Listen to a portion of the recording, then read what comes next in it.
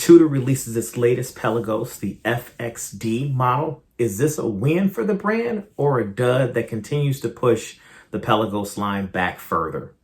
My name is Kurt Brown. I'm your host. This is The Watch Factor, and we're in the news. Let's get started.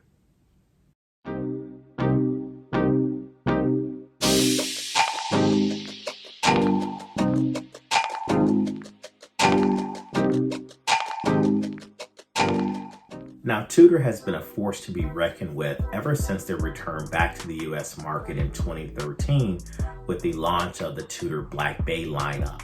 Since then, Tudor has been on an impressive trajectory of introducing well-priced, affordable sports model watches that stay true to their roots and also to the heritage of the brand, while also carving out a true identity from their illustrious big brother, Rolex. One might say that Tudor is the brother that's a little bit more daring, willing to challenge itself outside of customary norms to provide unique designs that kind of push their consumers into different directions that are not similar to the normal behavior of, let's say, Rolex. The Black Bay lineup is kind of considered the flagship of the brand, while I would say the Pelagos continues to struggle to breach the water as a strong segment. Now, this is my opinion only, but in comparison to the marketing and brand messaging delivered to the Black Bay, the Pelagos kind of waits in the shadows as an unwanted stepbrother. Now, when you dig under the hood, you may be surprised that the Pelagos is Tudor's professional divers line, with an extensive amount of features built into the watch. Now, the Pelagos FXD comes in at a retail price of $3,900. It is housed with the manufacturer caliber MT5602, which is an in-house movement that's also COSC certified.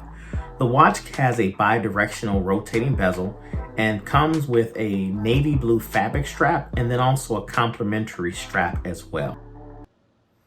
So the Tudor Pelagos FXD is actually different than any other model that's in the Pelagos lineup. One main reason is because they actually worked in collaboration with the Marine Nationale, the French Navy, and took direct specifications and requirements from the French Navy to determine how to go about building this watch. The question is, did they niche out the watch so much that no one is interested in purchasing it? Or did they carve out a new direction that's going to grow this line? And this is the line that's actually been struggling in comparison to, I would probably say, the flagship of Tudor, which happens to be their Black Bay line, and specifically the Black Bay 58.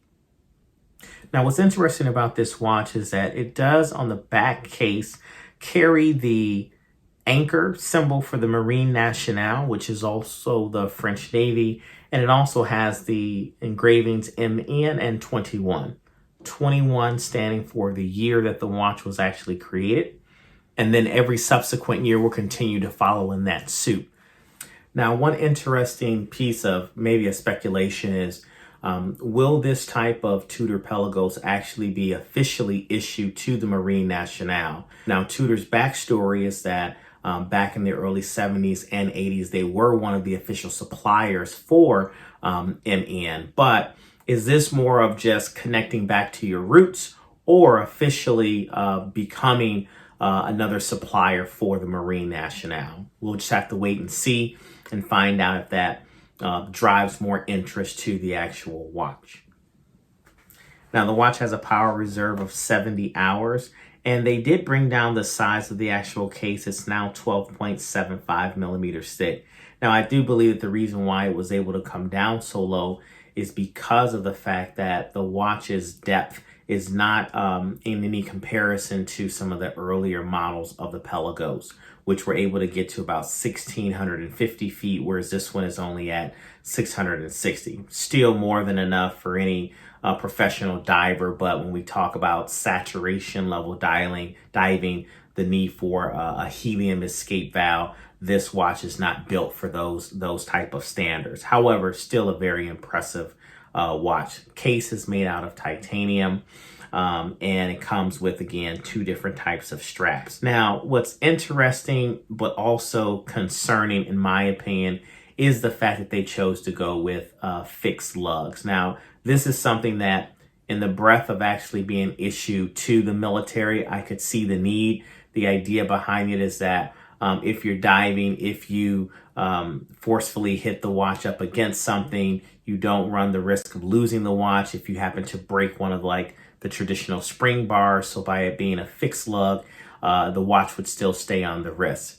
But in today's environment where most of the consumers that are buying these type of items are not necessarily professional divers, did you put yourself in a position, Tudor, where a limited audience might choose to buy it? We'll just have to wait and see. But it's one of the things that I think might be in question. A lot of collectors like to swap out their straps and don't necessarily like to be limited to just a NATO style strap. The watch is actually very pleasing to the eye. One might want to swap on a leather or some type of skin strap to the watch. So some of the subtle differences that I think are still worth notating and bringing forward in comparison to the previous Tudor Pelagos models. This actually has a bidirectional rotating bezel. It's a bezel that's not so much for diving or saturation diving, but more for navigation than anything else. They also chose to add a super lume to the watch, which they chose the color blue because at a certain depth of diving, the only visible color you can see is actually blue, which I thought was an interesting add-on.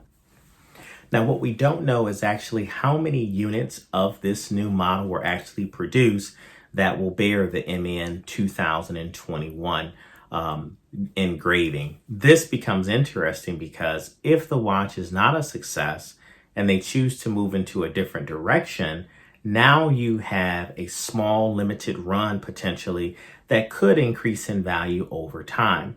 Also, the fact that the watch is being released in the later part of the year can also indicate that maybe we're not doing a large run, let's say 20,000 or 30,000 units, and you might be looking at something smaller. Again, all speculation, but the type of speculation that makes you interested in trying to decide, do you buy the watch? Could the watch actually grow in its perceived value and desirability over time?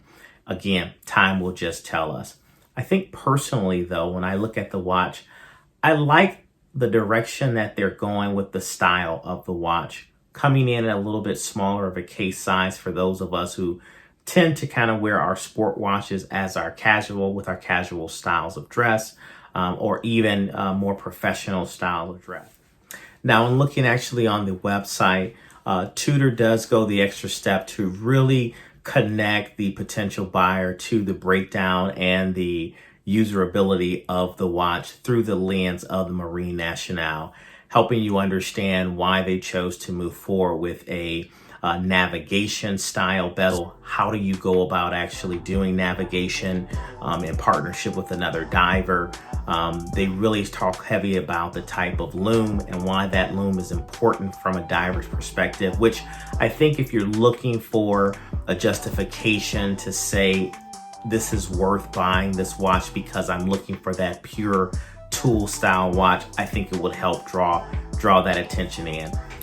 So now let's talk about the negatives of the watch, and the fixed strap bars of the case are actually a killer for me.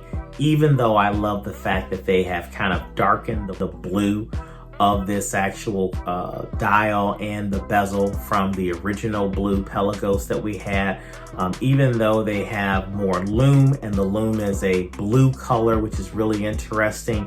At the end of the day, those fixed strap bars limit the flexibility of the watch for me and truly does put it in the category of a niche. I like to be able to switch out my straps using both leathers, exotic skins, rubbers, nylons, and so forth. And so it kind of limits me and doesn't give me the flexibility on how I want to interpret the watch. Now, I will say, in looking at how Tudor has chosen to position this watch, really helps the buyer make the connection to I'm as close as possible to a watch that the military would leverage without actually being in the military. And so I do think the positioning will kind of help draw more people in. I also think that the stamping on the back some may speculate may help also drive, because you just don't know how many units were made for 2021. So imagine it's 5 years from now and Tudor has went to a totally different direction, and you carry the first generation, if you will, of the Marine Nationale version of the Tudor Pelagos. As always, I appreciate understanding your feedback, so drop a comment. Let me know, do you agree with the direction that Tudor has chosen to go? What additional pieces would you have recommended, or specifications would you have wanted to see in the watch that you feel aren't there that should be? Love to hear from you. And as always, if you haven't, please consider subscribing. Truly does help the channel to grow. Helps me to also get ideas around different content to bring forward to you in the future. Well, I'm your host, Kurt Brown. This is The Watch Factor, and you've been in the news. Take care.